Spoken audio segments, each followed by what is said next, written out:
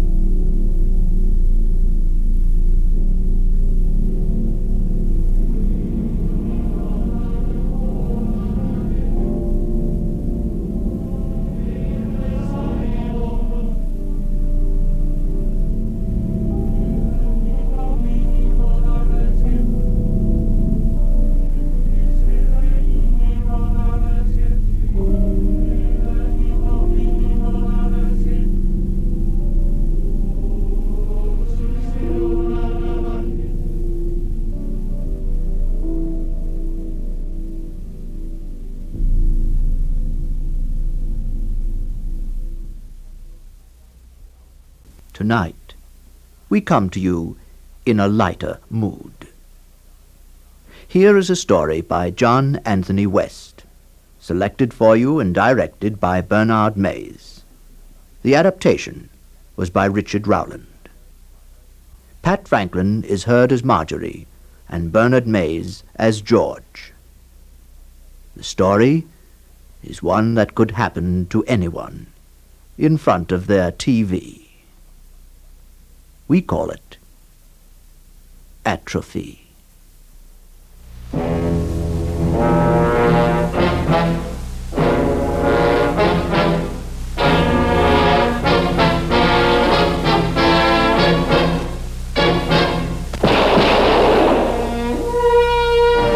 Gunsmoke, the headache tablet to relieve pain.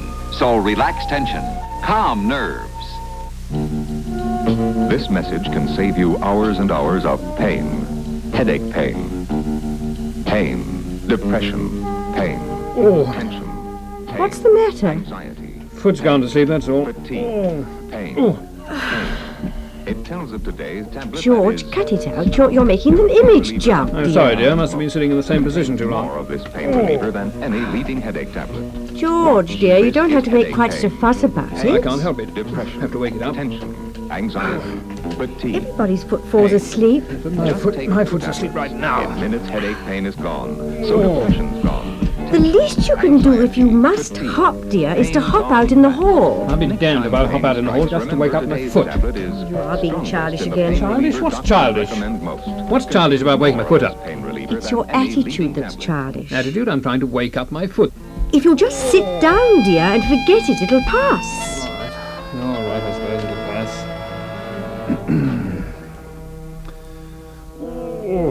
George, What? what do you think you're doing? Can't I take off my shoes? Suppose someone I comes. suppose they do. And you're sitting there with your shoe Well, off. can't I take off my shoes in my own house? But you only took off one shoe. I'm afraid I don't see the difference. You're completely insensitive. All right, we'll watch the program. I'd have had one more dollar. I know, I'm being silly. I can't watch the program when my foot's asleep. Other men could. You have no intestinal fortitude, George. It's easy for you to say it isn't your foot. And if it were, I wouldn't make a fuss about it. Men are all big babies. What kind of work? Any kind that'll pay us wages. Marjorie, my foot isn't asleep. Then why make all this fuss about Well, it? there's something wrong with it. Sure. I'm serious. Look, I can't move it. My foot's stiff somehow. See, look at that. It won't move. You're holding it that way on purpose. Don't take your sock off. There, will you pay attention to me? Just look at that. Now, do believe me. Look, see, I can't flex my toes even. My whole foot's rigid. You're doing it on purpose. You just want my sympathy. Marjorie, darling, please listen to me. Look, see there? I can't move it. Well, you're not trying. I know when I'm trying and when I'm not, I'm trying. Try to move it yourself. I don't want to play games with your sweaty foot. My foot isn't sweaty. In this weather, All right, my foot's sweaty. You try and move it, though. Go on. I believe you. You can't move your foot. You don't believe me? I can tell by the tone of your voice. Your foot is asleep and you can't move it. I believe It you. is not asleep. There's something wrong with it. Sleeping foot doesn't just go rigid just like that. You're such a hypochondriac, George. Oh. Every little thing. Just like the time you thought you had an appendicitis and it was gas pains. And what was I supposed to think? I was lying on the bed in agony. It might have been appendicitis. Well, it wasn't. And you're not lying in agony right now. Your foot is asleep. And why you have to make such a fuss about it, I just don't And know. the sleeping foot doesn't just go stiff. It does when it's very soundly asleep. Maybe you sprained it walking around. Well, how would I do that? Oh, I don't know. Where did you walk today? My usual walking, what do you think? I walked from the subway to the office, and I walked to the water cooler twice. No, it was 3 times. You see? Usually you only go to the water cooler twice. Yes, but I went to the men's room once. That makes up for it. You're always talking about things you don't know the first thing about. How am I supposed to know? Usually you go That's twice. precisely what I mean. Let's forget the whole thing. Still, you can overexert a tendon and not know it.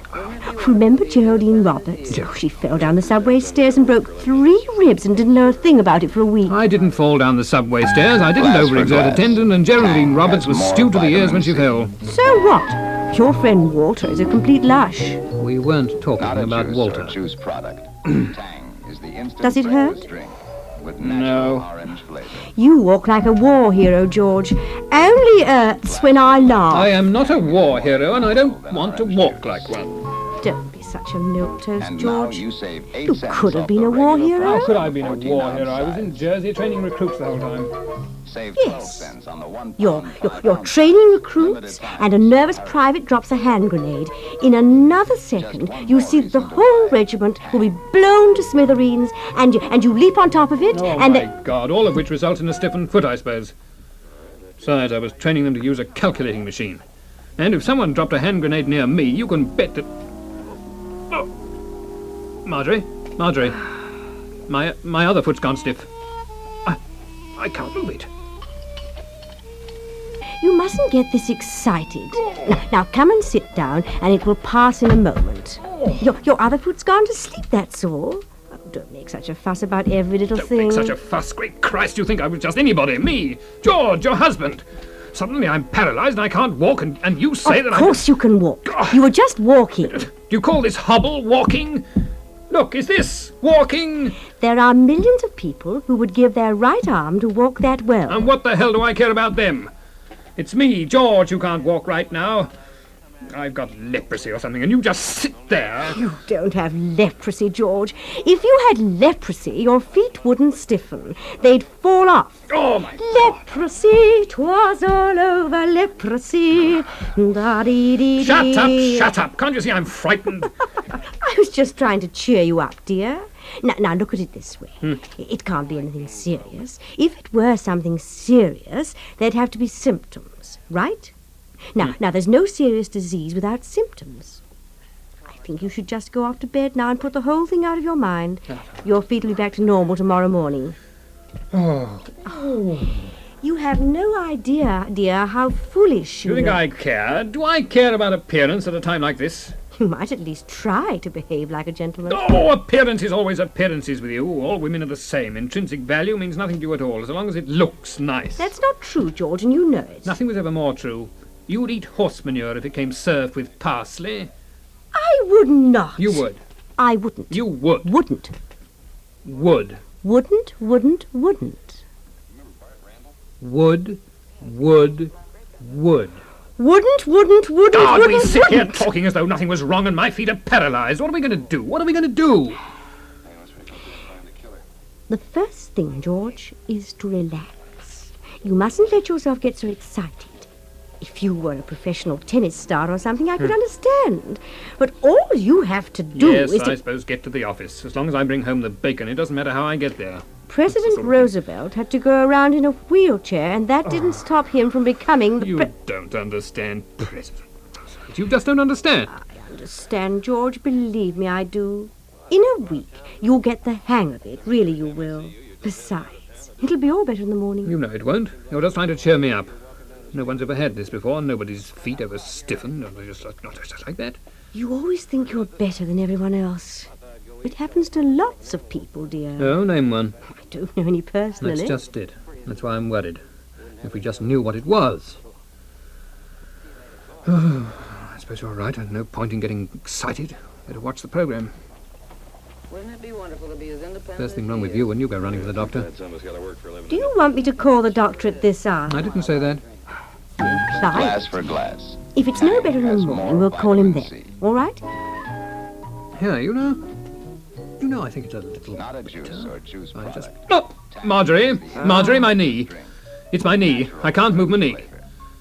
Look, will you look, please? Oh, for God's sake. Hey, look here. My knee's completely stiff. George, dear, relax. Please relax. I'll go and call the doctor. Please relax now. Relax. Yeah. Oh. Hello? Save 12 cents on the 1 Hello? pound 5 ounce size. Hello? Times. Operator. Oh, hello. Oh, hello. Just Oh, one more he's not reason to in. buy Tang. Marjorie, what's taking so long? The doctor wasn't in, dear. I'm calling another one. My God. Hello? Oh. Marjorie! Marjorie, for the love of God, my other knee! My other knee's paralyzed. Tell him to hurry. I really can't carry on 2 conversations at once, dear. Marjorie, my knee! Well? Well, what? Well, what do you think? What is it? What did he say? Just what I told you. Nothing serious. Huh. Well, did he know what it was? Of course he knew. Did you think you were the only one? I told All right, you. all right, no sermons. Tell me what he said. What is it? Atrophy. Atrophy? Atrophy? Plain, common atrophy. Just atrophy? So that's it, atrophy. Well, at least we know what it is. I told you. I told you. Wasn't knowing that scared me. Well, now, what do we do about it? Well, nothing. That's my brother Simon. Nothing? That's Boyd Lambert. Nothing? You mean to tell me that I have a fatal disease? I have a fatal disease and you sit there calmly and tell me there's nothing we can do? George, get hold of yourself. There's nothing fatal about the disease. The doctor said not to worry. Nothing can be done about it. But there are absolutely no dangerous effects. Oh, well, I suppose that's a relief. Dodge City. I figured Dodge City was about Nothing we can do. But there are no dangerous effects. Right. You can do anything you would do normally, except move. Well, that's at least something. We should be grateful for that. You'll have to need have some more courage, firewood for George. those rabbits you got We'll here, have to eh? have courage. We have to Sure. fashion a whole new life for ourselves. Won't be easy. You know, I can't face it. Happened too quickly. This evening I was a man in my prime. I could have done anything I wanted.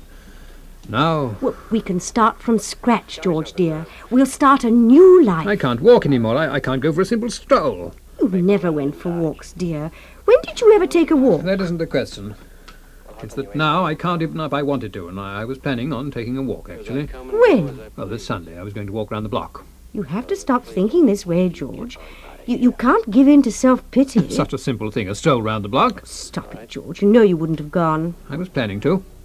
There's nothing on the other side of the block anyhow. How do you know? I've been there. And there's nothing? Nothing. Well, hardly That's what I anything. mean. You see, I wanted to see for myself. George, you must take my word for it. There's nothing interesting to be seen. Well, I suppose I've just got to get used to the whole idea. My thighs just went. I can't move them. Have courage, darling, please. For your sake, for mine, have courage. Shot, boy. Well, I suppose things could have been worse. Suppose it hadn't happened at home, eh? Yes. I mean, it might have happened in the subway, or tying my shoelace, or painting the ceiling. You are wonderful, darling. I don't like this any better than you do. I can't go bowling anymore, or fishing, or play ball, nothing. George, darling, you never went bowling. You never did any of those things. No, true. But I'm still young. I could have done them. I can't ping-pong. You never played ping-pong. I always wanted to. Well, we have to make a living.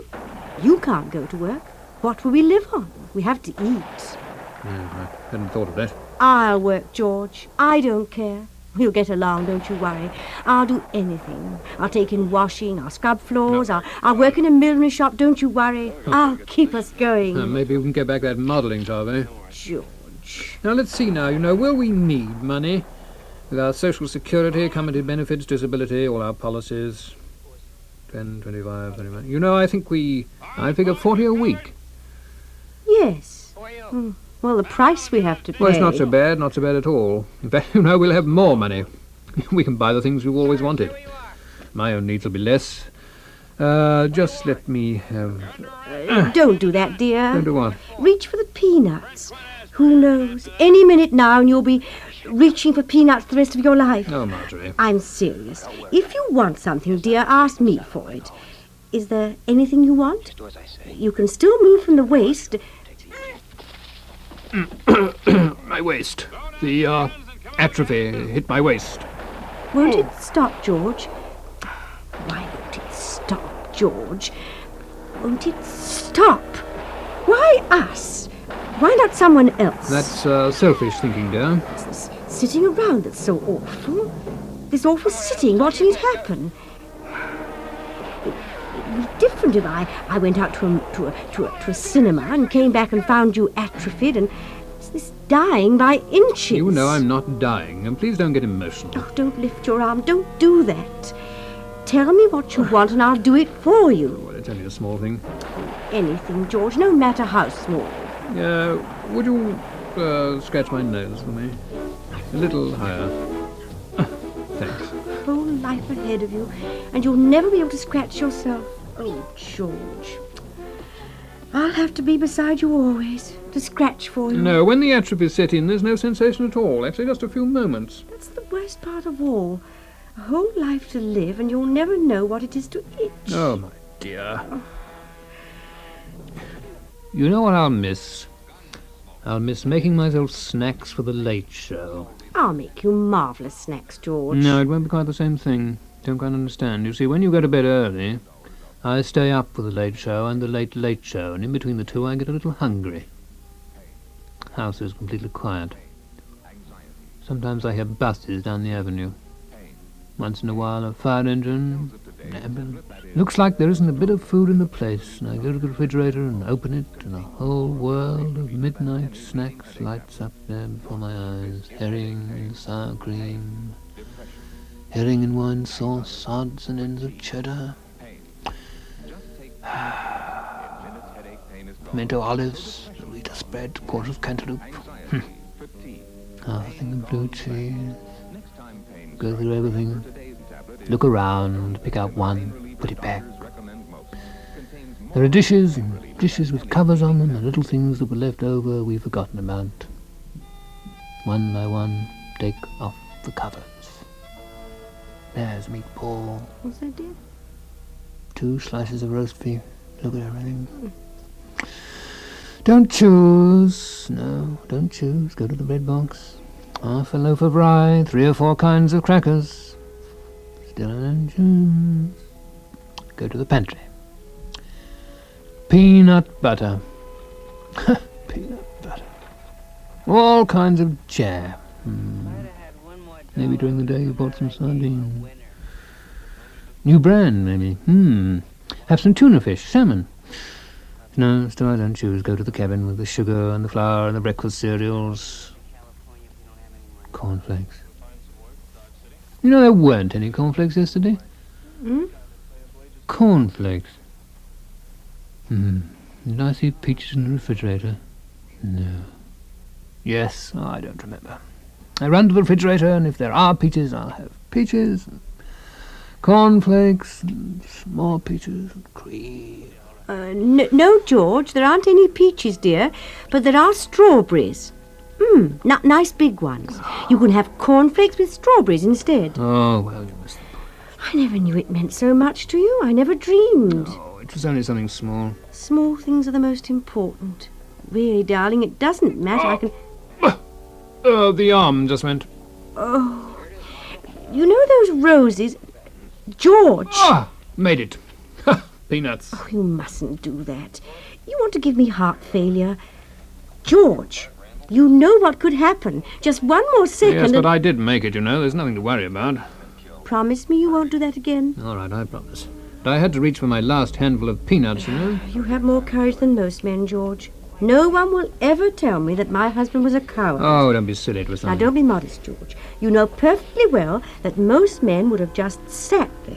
Men with less character would have hesitated. The other arm. Look, see? You see?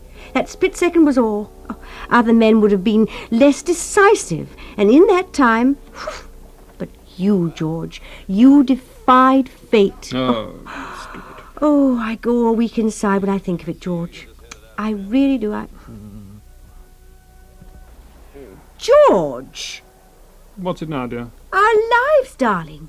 Our lives are ruined. Oh, please don't start that over again. You have to stay in that chair the whole rest of your life. Well, we both know that, Madge, dear. You don't. I don't think you know what that means. You can't ever leave, ever. Forever you will always be sitting there. Of course, I know that. It's perfectly clear. You don't understand. You don't see. You'll have to bring me my food, and that'll be a bother, I suppose. You'll have to vacuum around me. Well, I still don't see why you have to get so excited about it. You can't come to bed, George. Oh, that's so. I suppose I hadn't thought of that. With a couple of extra blankets, I'll be warm here. It won't be as bad as all that. And me, George? I'll have to get between the cold sheets alone. Marge, a couple of extra blankets, and it'll be warm enough. We can't make love anymore. We aren't husband and wife. We aren't lovers anymore. I hadn't thought of that. Not another chance. Never again. Oh, George. That was the best part, George. I loved most then. Always in your arms and the little light glowing. You always said such silly little things. I loved you most then, George. It's my fault, George. All my fault. If I'd been a little more understanding before, if I'd listened to my intuition just a while ago, when it was just your foot, we could have had one last chance. Just one last time in your arms. Well, we just didn't think of it, Marge. I didn't, and you didn't. Anyway, it isn't Wednesday. And it's no use crying over spilt milk. Our quarrels were made up there, George. The nights were all soft and tender. In your arms I was a princess at dawn, George, beside my sleeping prince. It was marvellous. It was perfect, wasn't it? Yeah. We were passionate. Each day was an experience, wasn't it, George? Every night, 8 hours out of paradise. We were happy, so very happy, weren't we, George? Yes. We did things together. What lives we led. Everyone envied us. We made life so exciting. Never fought, never bickered like other couples. We were happy, weren't we? Marge? Oh, yes, I said we were. We were very happy. The nights, George. How will I get through the long nights alone? We're so young, George. Our lives were all before us. So young. I'm 32, George. A girl. A young girl. And you? 34. Your life has just begun. Marge? Yes, dear? Are you sure I'm 34? I'm certain. Oh, George. Funny, I always thought of myself as much older than that. It's affected your mind, darling. That, too. No, really. Well, you know how it is. I suppose one day is like the next. A year goes by and you don't notice it. And then 5... Oh! My neck. Oh, it's all over, George. Our lives are finished. There's nothing left for us. No, that's not true, Marge. We can still talk. Yes. Yes, we can still talk. That's right, George. We can still talk. Talk to me, darling. Well, I can't just talk. I have to have something to say. Of course. And when you think of something, you'll talk to me, won't you, George? Promise me. You mustn't worry, darling. I'll always be beside you whenever you need me. I'll stay by your side always. I'll never leave you for another. No. I'll refuse all invitations. I won't let myself be tempted. George. George, look at me. Funny, I can't, you know. My eyes are focused straight ahead. At the television. I didn't even know it. Well, it's almost over. Thank God for that. But George, are you blind? Can you see? Yes, I can see all that. Aren't you afraid, George? No, I'm not afraid. George! It's not your normal voice. Not that, too.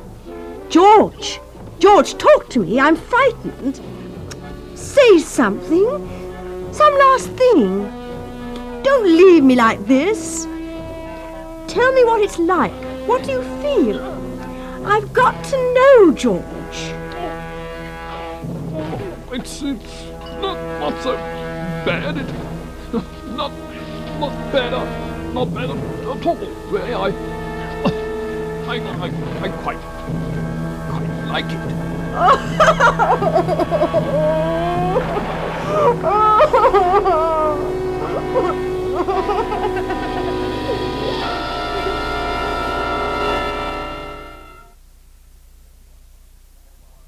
That was Atrophy, adapted by Richard Rowland from a story by John Anthony West. Bernard Mays played George, and Pat Franklin played Marjorie. The technical production was by Fred Seiden. And now, good night.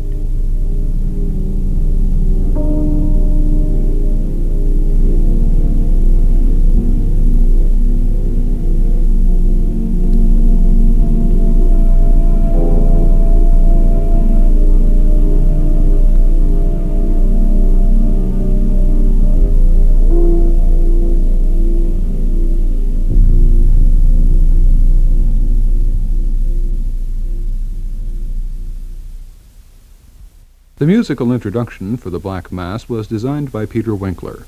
This series was conceived by Jack Nessel and recorded in the studios of KPFA in Berkeley.